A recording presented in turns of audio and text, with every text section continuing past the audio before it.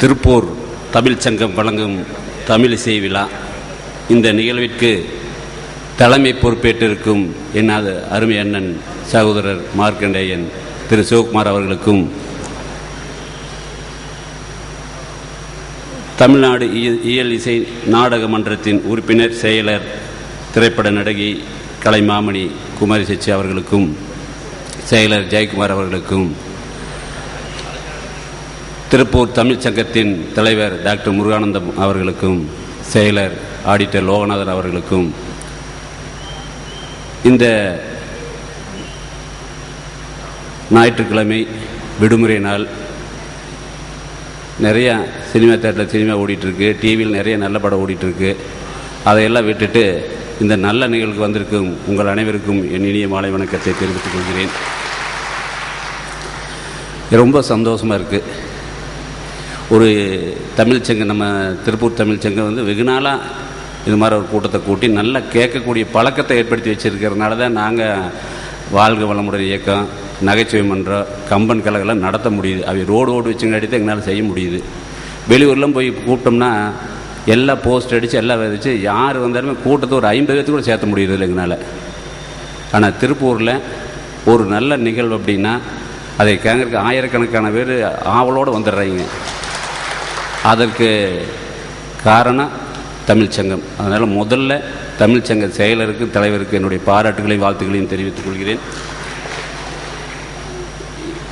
இது எதுக்காக பண்ணுறோம் அப்படிங்கிறது மட்டும் சொல்லிக்கிறேன். ஏன்னா இது இயலிசை பற்றி சொல்கிறதுக்கு எனக்கு அந்தளவுக்கு இல்லை. அதுக்கெல்லாம் அண்ணன் சிவகுமாரன் வந்திருக்காரு, மூச்சு விடாது பேசுவார். அவர் எழுதின கம்பன் என் காதலனை பற்றி உங்களுக்கு எல்லாம் தெரியும். கம்பராமாயணத்தை பற்றி முதல்ல ஒரு தசவதாரம் மாதிரி அவர் ஒரு அவதாரம் எடுத்ததே திருப்பூரில் தான் அப்படின்னு நீங்கள் எல்லாம் தெரிஞ்சுக்கணும். மணவளக்கலையில் மனைவி நல வேட்பு நாளுக்கு முதல்ல பெண் அப்படிங்கிற தலைப்பில் பேச வந்தார், மனைவி பற்றி பேச வந்தார். இன்றைக்கி அவர் பேசின செய்தி இன்றைக்கி லட்சக்கணக்கில் போயாச்சு. இன்றைக்கி யூடியூப்பில் அது ஓடிட்டுருக்கு. உலகத்தில் அத்தனை தமிழ் அதை பார்த்துருக்காங்க. தன்னுடைய வாழ்க்கை முறையை மாற்றி அமைச்சிருக்காங்க. அதை பார்த்த பின்னாடி தாய், மனைவி, மகள் முதல்ல திருப்பூர் பேசின பேச்சு தான் அவர் நடிகர்லேருந்து மிகப்பெரிய பேச்சாளர் மாற்றத்துக்கு ஏற்படுத்தின ஒரு பிளாட்பார்த்தை திருப்பூரில் ஏற்படுத்தி கொடுத்துருக்கு. அதுக்கு பின்னாடி கம்பனின் காதலன் நிறைய சீடி போட்டு எல்லா தத்துவத்தை பேசி விஜய் டிவியில் போட்டு இன்றைக்கி எல்லா சீடியுமே நம்முடைய ராமராஜ் காட்டனில் விற்பனைக்கு வச்சுருக்கு. செயலாளர் முருகானந்தம் டாக்டர் தலைவர் பேசுகிற மாதிரி உங்களுக்கு அது தேவையில்லை, எங்கள் கடையில் இருக்குது, கேட்டு வாங்கிக்கிங்க. ஏன்னா எங்கே கிடைக்கும் அலைய வேண்டியதில்லை, அதுக்காக சொன்னேன். இப்போ இந்த நிகழ்வு எதுக்கு அப்படிங்கிறத நீங்கள் தெரிஞ்சுக்கணும். இப்போது கலை அப்படிங்கிறது சிந்து சமணி நாகரிகம் நம்ம ஆரம்பத்தில் வரலாறு புக்கில் படிச்சிருப்போம். உலகத்தில் எங்கே நடந்தாலுமே எங்கே நதிகள் ஓடிட்டுருக்குதோ அது நதிக்கரையில் தான் இந்த மாதிரி கலைகள் பிறந்ததாக சரித்திரம் சொல்லுது. நம்ம கோயம்புத்தூர் கூட பார்த்திங்கன்னா ஆரம்ப காலத்தில் நொய்யல் நதி ஓடிட்டு இருந்தது, கலைகள் இருந்துகிட்டு இருந்தது.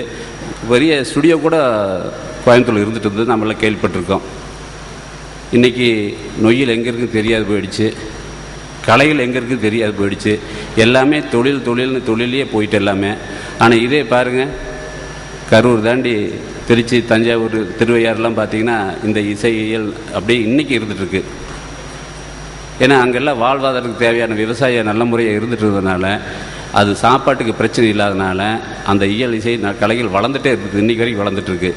நம்மளுக்கு வறட்சியின் கொடுமையினால் நம்ம சாப்பாட்டுக்கே கஷ்டப்பட்டதுனால இந்த கலைகளெல்லாம் மறந்துட்டோம், கலைகள்லாம் மறக்கடிக்கப்பட்டு விட்டுட்டோம். 24 மணி நேரம் தொழில் நடந்துகிட்ருக்கு, தொழிலே போயிட்டுருக்குறோம். இதுக்கெல்லாம் ஒரு மாற்று மருந்தாக தான் இன்றைக்கி தமிழ் சங்கம் நம்மளுக்கெல்லாம் இப்படி அருமையான நிகழ்ச்சி ஏற்பாடு பண்ணி கொடுத்துருக்குது. இதை நீங்கள் அரை மணி நேரம் 1 மணி நேரம் இந்த பேச்செல்லாம் முடிஞ்ச பின்னாடி உட்கார்ந்து கேட்டிங்கன்னா கண்டிப்பாக உங்களுடைய மனம் அதில் லைக்கி. அப்போ என்ன நம்மளுக்கு நடக்கும்னா, மனதை ஒருநிலைப்படுத்தினா தவம் பண்ண மாதிரி நீங்கள் அந்த எவ்வளோ நேரம் கேட்குறீங்க அவ்வளோ நேரம் மனசை ஒருநிலைப்படுத்துகிறீங்க, மனசை ரிலாக்ஸ் பண்ணுறீங்க. இது உங்களுக்கு மிகப்பெரிய புத்துணர்ச்சியை அடுத்த ஒரு வாரத்துக்கு சரியாக நம்ம வேலை பார்க்குறதுக்கு உதவும்.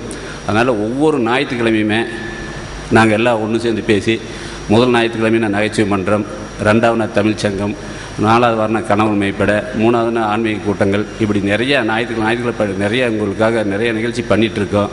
இதையெல்லாம் கலந்து நல்லா ஒவ்வொரு நிகழ்வுமே நீங்கள் என்ஜாய் பண்ணி நம்முடைய வாழ்க்கைக்கு தேவையான நல்ல விஷயங்களை எடுத்துகிட்டு நீங்களும் உயர்ந்து உங்களுடைய குடும்பத்தில் இருக்கிற அத்தனை பேருக்கு ஒரு நல்ல முறையாக குடும்பத்தை வளர்த்து தொழிலையும் வளர்த்து இந்த கலையையும் வளர்த்த வேண்டும் என்று கேட்டுக்கொண்டு வாய்ப்புக்கு நன்றி கூறி விடைபெறுகிறேன். வாழ்க வளமுடன்.